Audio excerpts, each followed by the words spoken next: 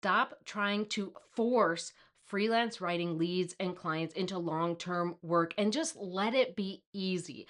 I'm giving you the exact messaging framework to turn warm, high-paying freelance writing clients into long-term retainer clients right now. I'm Andy Ellis, and I built a six-figure freelance writing business, and now I help other freelance writers hit five-figure months with dream clients without the burnout, stress, and overwhelm. If you have said these things, number one, if you have said these things, I want clients who pay well for high quality work, and it's not just SEO blog posts. I feel like nothing I do interests any potential high paying clients. I have no idea what to say about myself or to attract diamond clients or green light clients or why they care. I have to prove to my clients and convince them that they should hire me, and I just don't know how to do that. This is the messaging framework for you. So this is what we're going to do to convert warm leads, those high-paying clients, into our long-term retainer clients. So if someone answers an email, LOI, if you have emailed your LOI or sent your LOI through direct message through LinkedIn, you need to ask about their project scope, their budget, the length of the project, the timeline, and any other projects in the pipeline. If you have not asked these things before and you just jump in and do the project, give me a thumbs up. I made this mistake for years. You need to ask about those things before just jumping in, because we want to make sure whether or not we should get on a call. So if we get a response to an LOI and they're talking about a project, we need more information because we want to have the right calls on our calendar. If they have more questions or they want to chat more, you can also ask those questions on a call if you want to do that. But I think for me, when I'm securing more warm leads and I am really trying to be careful about who's on my calendar, the warmest people, the hottest people need to have the most stuff. They need to know their project, their scope, their budget, their timeline, all that stuff to get on my calendar so that then we can talk more specifically about working together and moving forward. If they have questions or something like that, one of the other things that you should do in your messaging for your copy or things that you're answering in their email is to talk about their pain points and connect those to the unique skills you have and the process you're using to do your writing projects. You're mushing those things together. So we talk about the projects we do and then how you can help. And then we want to make sure, don't forget, if you're still doing this, ask about other projects in the pipeline. So this messaging is really that you're taking those specific skills to solve their pain points and work towards a specific results that those clients care about. So the long-term goal of the work is to connect the pain points, the struggles, the frustrations, the things that your clients are really, they're really like frustrating them when it comes to content or copywriting or strategy, and driving all of those things through a content project or strategy project to get to a result, right?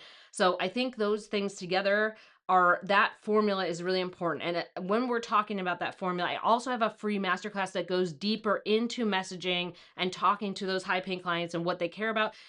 If you go to mandyellis.com/free masterclass, you can grab my Feast-and-Famine to fully booked masterclass, where I am taking you from underpaid, overworked and ghosted as a freelance writer to booked solid with 4 steps. And this messaging piece is so key to converting those warm leads, to getting the right people in your pipeline, to getting more information about them so then you can find more of them. So definitely make sure to check that out.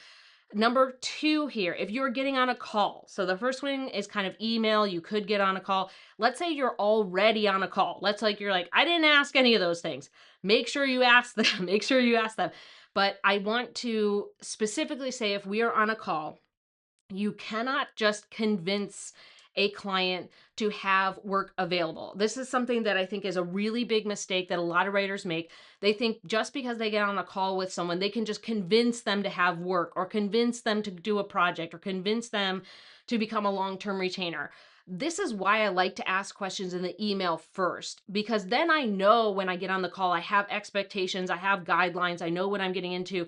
But getting on the call and being like, oh, I should upsell them to this, or I should do this or that, there is really, your clients already have to have work in the pipeline. They already have to see value in things. They already have to be at a certain point to then upsell them or tell them other stuff. You don't just tell them stuff and you convince them to do it. They already, especially when it's like a diamond client, like a high paying client, green light client, they already have long-term plans. We want to be more in the space of listening and aligning with those plans and knowing that they already have other projects in the pipeline and that they are already convinced of the long-term value of creating content or having a strategy in place or having the right type of consultative services, or just they already know. We don't have to go in there and convince them of that.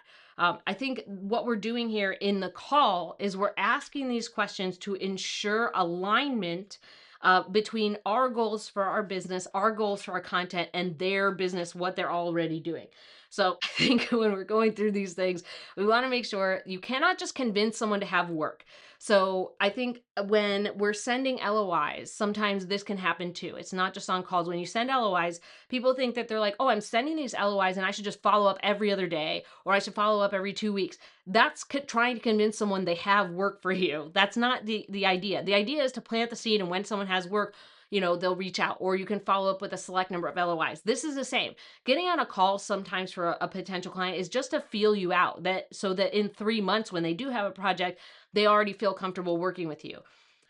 We want to make sure that alignment makes sense, right? The alignment is getting on the call, making sure they already have a project, or that they already can answer some questions about upcoming work, so that we're connecting the goals for our business, their ongoing projects, they already believe in the ongoing value of working with a freelancer like you. And they already have other things in the pipeline going on. And if you feel like that specifically has been helpful, make sure to subscribe. I often break down, like, how do we talk to clients? What projects are we doing? How do we actually get into growth mode on this channel? So make sure to subscribe.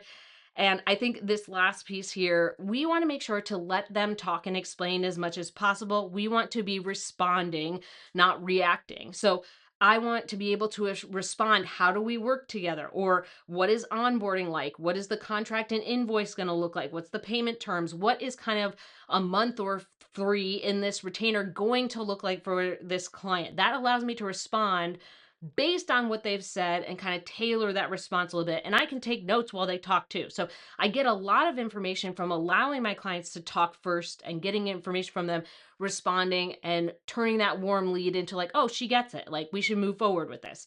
We want to also make sure when we're talking about their goals or their content or what we're working on, why are those their goals? Why are they producing this content? Why are they doing it on this schedule? Or what other things are going on that make sense for their business? Because we want to see the underlying reasoning. It's not just like someone told me to do it.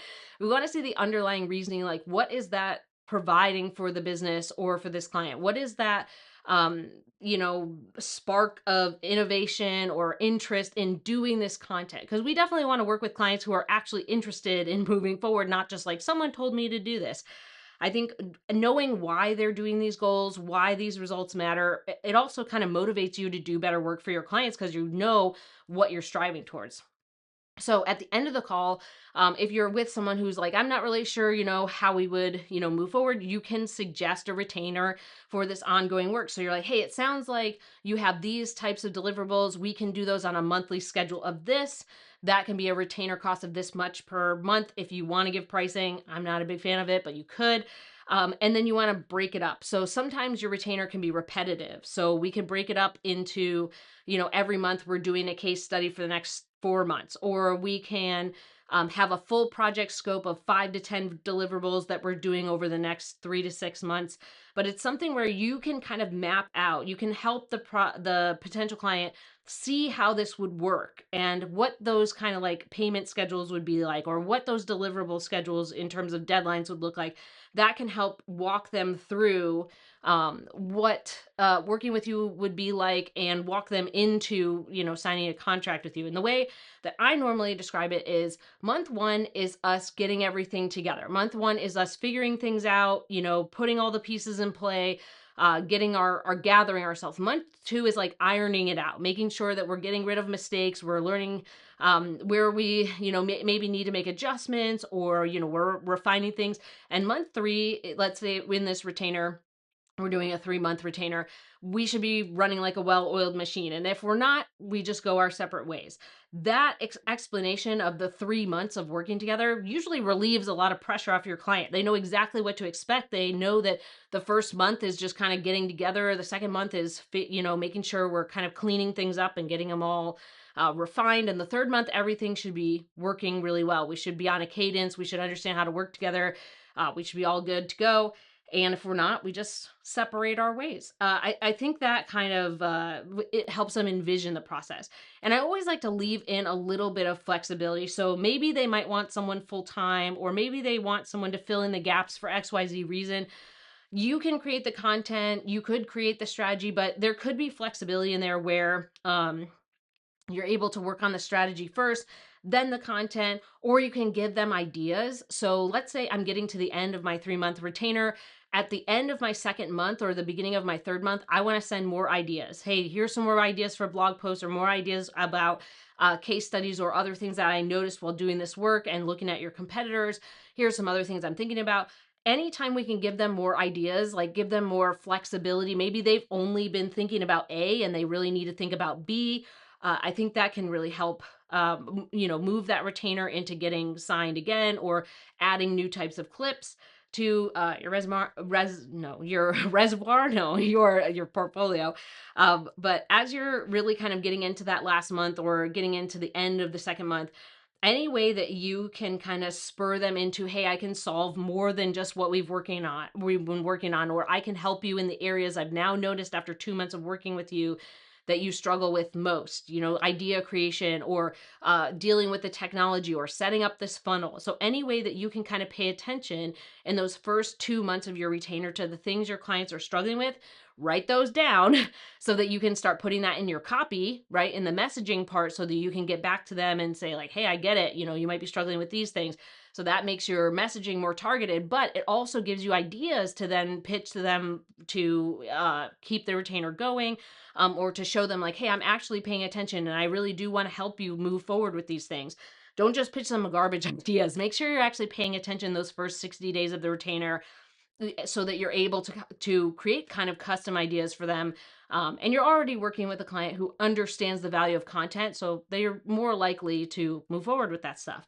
So I hope that this has been helpful. If you want to kind of learn more about clients or strategies or moving forward as a freelance writer, make sure to check out this video below. I hope you have a great day, and I will see you next time.